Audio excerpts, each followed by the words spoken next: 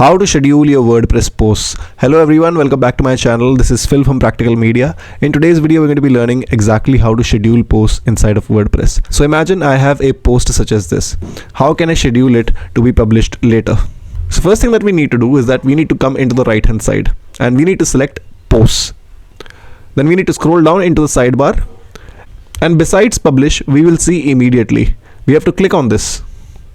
And here we will be shown this calendar kind of thing, which will enable us to basically schedule this on whatever time or whatever date that we like. So today the date is the 31st of January. Imagine I want to schedule this post for the 1st of February, which is tomorrow.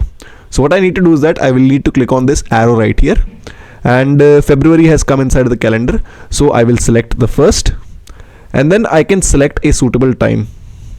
So I can put any time that I like here. Let's just say that I want to publish this post at afternoon. So exactly at 12 p.m. I want to publish this post. So for that I need to come here and I need to edit this time. So I will change this time to 12